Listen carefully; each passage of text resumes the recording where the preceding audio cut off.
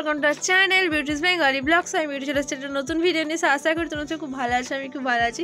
তো সকাল সকাল ওকে ঘুম থেকে উঠিয়েছে আমার ভাই।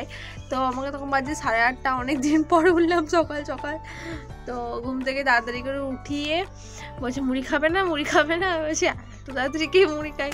যাই হোক ও বললো বলে আবার উঠলাম। তো যাবো মাসির বাড়িতে। এখন আছে আমি দিদার বাড়িতে। ওকে ছাদ থেকে ডাকছে কি ও স্কুল যাবে বোধহয় 10টার সময়। তো চলো দেখি ও এখন রেডি হয়েছে, ডেকে দিয়ে গেল ওর সাথে দেখা করে আসি।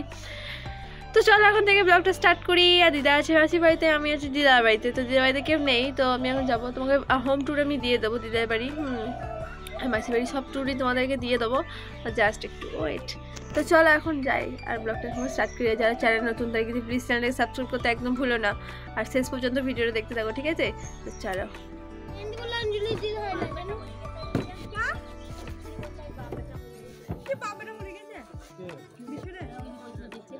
ব্যাক করবো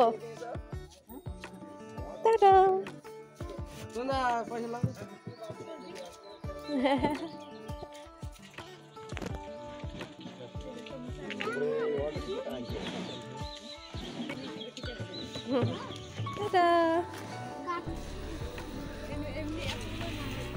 দিদি ভাই স্কুল চলে গেল, দিদার মাসি এইদিকে দাঁড়িয়ে আছে। আর এদিকে দেখো এটা হচ্ছে মাসিমণিদের বাড়ি, অনেক বড় বাড়ি।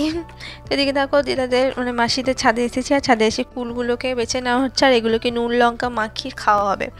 তো তারপরে আমরা মুড়ি খেতে আসি। আর আজকে করেছে আমার ফেভারিট খাবার, সেটা হচ্ছে ঘুগনি। আর ঘুগনি খেতে আমি এত পরিমাণে ভালোবাসি, মানে কি বলে বোঝাতে পারবো না তোমাদেরকে। তো এদিকে মুড়ি আর ঘুগনিটা এখন আরাম করে চুতপাত করে খাই, আর তারপর তো স্নান করে এসে তারপর তোমার সাথে আবার দেখা হবে, ঠিক আছে? তো টাটা। 1000 years later. তো এদিকে আমি স্নান করে চলে এসেছি, আর এদিকে ভাইও স্কুল থেকে চলে এসছে। আর এসে মানে আমাকে আগে খুঁজতে এসছে আমি বাড়ি চলে গেলাম কি না। তো তার জন্য আর আমার আরেকটা নাম আছে, সেটা হচ্ছে তিন্নি। আর ওরা সবাই আমাকে তিন্নি বলেই ডাকে, মানে তিন্নিদি। এসে বলছে তিন্নিদি কই এরকম বলছে। তো চলো এখন ওকে নিয়ে এখন যাবো মাসির বাড়ি। আর ওর ব্যাগটাকে নিয়ে যেতে হচ্ছে আমাকে, কারণ ও এখন জুতো হাতে করে নিয়ে যাচ্ছে। ওই দিক থেকে মাসিমণি ডাকছে, তো ওইদিকে তাকাচ্ছিলাম। এই যে ওদের বাড়ি এখন ঢুকছে, ও দেখো হাতে জুতো নিয়ে আর মস্তানের মতো জামাটাকে কাঁধে ঝুলিয়ে, মানে একদম হিরো নাম্বার 1 হয়ে গেছে ও এখন। তো চলো এখন আমরা ওপরে যাই।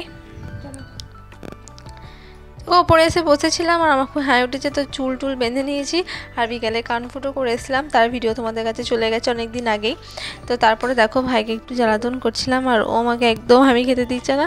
আর আমি কি জোর করে গেলে হামি খেয়ে নিচ্ছি, আর ও মানে যতবার হাত দিয়ে আর কি ঢাকা দিয়ে দিচ্ছে। তো তারপরে দেখো ও জামা প্যান্ট এসে খুলে চেঞ্জ করে নেয়, এবং অন্য জামা পরে, এবং ও বেসিংয়ে হাত পা ধুচ্ছে। তো তারপরে মাসুনি আমাকে বলে যে দুটো গাজর আছে, দুটো কেটে দে, কারণ ফ্রাইড রাইস করবে ভাবছে রাতে, তো তার জন্য। তো আমি এদিকে কেটে দিলাম।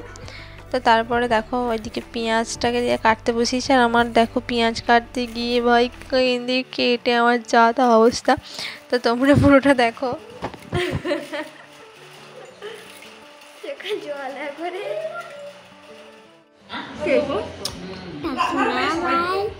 আমি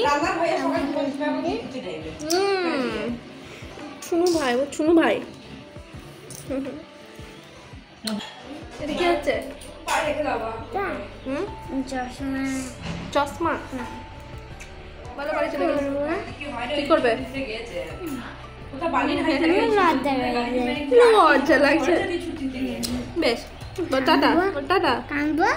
কাঁদবে? কেঁদে কি হবে? আমি আবার চলে আসবো। আমি আবার পরের মাসে দোল হোলি খেলবে, তখন চলে আসবো। ব্যাস। তো তারপর ভাইয়ের সাথে বক করে খেতে চলে এসেছে। আর আজকে ছিল ভাত আর আলু ভাতে, যেটা আমার ফেভারিট। আর ওই জন্য আমার জন্য বেশি করে মাসুনি আলু ভাতে দেয়, কারণ আমি আলু ভাতে ছাড়া ভাত অতটা খেতে ভালোবাসি না। আলু ভাতে দিয়েই ভাত খেতে ভালোবাসি।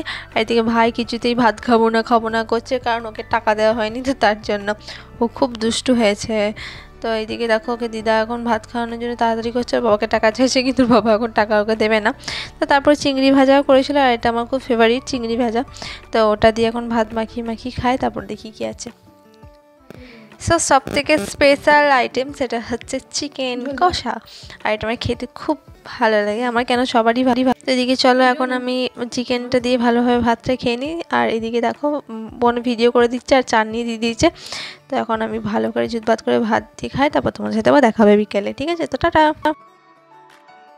এদিকে বিকেলবেলাতে আমি ছাদে বসেছিলাম আর এত বোর লাগছে, মনে হচ্ছে একটু শুতে পারলে ভালো হতো, খুব টায়ার্ড লাগছে। তো তারপর দেখো আবার রাতেরবেলায় চলে এলাম, মানে বিকেলবেলাটা একটু ঘুরতে গেছিলাম, তো ওটার মিনি ব্লগ তোমাদের কাছে চলে গেছে। এদিকে রাত্রেবেলায় হচ্ছে তোমার কড়াইশুঁটির কচুরি, আর এদিকে মাসিমণি এখন ভাজছে, আর গাজরটাকে এখন রাখা হয়েছে স্যালাড হিসেবে। তো এদিকে দেখো কত সুন্দরভাবে লুচিগুলো ফুলে যাচ্ছে, আর এদিকে পুরটাও একদমই বেরোয়নি, আর লুচিগুলো ভাজা হয়ে গেলে বালতির মধ্যে ভরে রাখছে, ঢাকনা দিয়ে রাখবে। এটা কিন্তু একটু ভালো বুদ্ধি, মানে কোনো মানে চুপসে যাবে না লুচিগুলো আর কি। তো চলো এখন আমি এই দিক থেকে 2 পিস নিয়ে নিয়ে গিয়ে খাই। এই দেখো আমি তোমাদেরকে রিভিউ দিচ্ছি, দেখো পুরটা কত সুন্দরভাবে দেখা যাচ্ছে, সবুজ পাড়া। তো এটা খেতে কিন্তু খুবই ভালো ছিল।